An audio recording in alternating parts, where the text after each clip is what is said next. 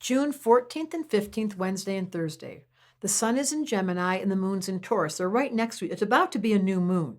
So there's this little sliver out there. Now, you know that Gemini is the social animal in the zodiac, and they have this endless fascination with people. You can let them talk to the telephone pole. They're going to talk to the neighbor. They're on the airplane. They start talking to people. They amaze me. I am one. But it's not all Geminis that do that, but they have the gift of the gab. Moon in Taurus is like, oh my God, shh.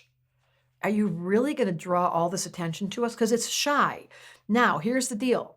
I've told you this before. Every planet has a sign that it naturally rules, but there's some places where the planets love to be. The moon loves to be in Taurus. Why? Because the moon, being the fastest, moodiest planet, is looking for somewhere to stabilize. The moon in Taurus is the most grounded, loyal. I love these people. I look for these people because you know that they mean what they say and they're going to do it and they can't help but be loyal. Well, that's not Gemini. So now we've got a sun in Gemini with the moon in Taurus, and the way I teach it in the school is you imagine there's a blender, and you throw in the Gemini, and you throw in the Taurus, and you blend it all up, and what would that turn into? A really good communicator about things that really matter. A loyal Gemini. It's changing the nature of the Gemini. So if you're someone watching these videos and you're like, I don't really relate to my sun sign, of course you don't. There's all these other planets, and they're in relationship with each other, and we look at the chart from my school to see where is the influence that's driving the ship. Now, if you had moon in Taurus, they're driving the ship. They're like, be quiet, stabilize.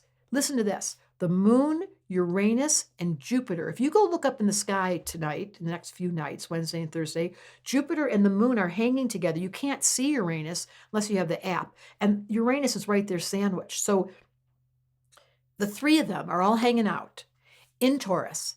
And the Gemini energy says, this is why not everyone's a real Gemini. Oh, I'm having so much fun, until the Taurus said, would you please calm down? If that internal voice is three planets, we call that a stellium, asking to calm down, you're going to feel that Wednesday and Thursday. I always say when the moon's in Taurus, slow down. Take a deep breath. Geminis love to study this stuff. So that what's a stellium? Three planets. What house is it in? These are all the advanced astrology questions, but I'm here just to say to you today, Wednesday and Thursday, calm down. Venus and Mars are squaring that moon and Uranus and Jupiter because Venus and Mars are in Leo. That's just an indicator that in the chart, there's a part of this baby being born today, very calm. The Gemini's kind of sneaking over, wanting them to talk. And then the Leo's like, how calm? Can we just dress up? Yes, said the Taurus. I will dress up. That's one thing I will do, as long as you don't boss me around. We all have this governor that lives inside of us that has many people on the panel, on the council, that lives in your head. This is not an easy chart because the Leo and the Taurus conflict, but because the Gemini and the Taurus are trying to figure out the right conversation. That would be your job as you listen to this. Can I feel my calm? Can I give myself permission to let the Gemini talk about this astrology stuff? And then where's the fun factor? Because Leo, boy, Leo and Mars are hanging out for the next few weeks together. They're looking for juice. Yeah. Astrology Answers wanted me to say to you, when you learn astrology and you know there's a stellium in Taurus, it takes the front seat because there's so much of one flavor, elbowing the ones in the back seat to say, no, you may think the sun's in control, but the moon, Uranus, and Jupiter in Taurus are saying, I want us to slow down. See if you can do it. Astrology Answers wanted me to challenge you.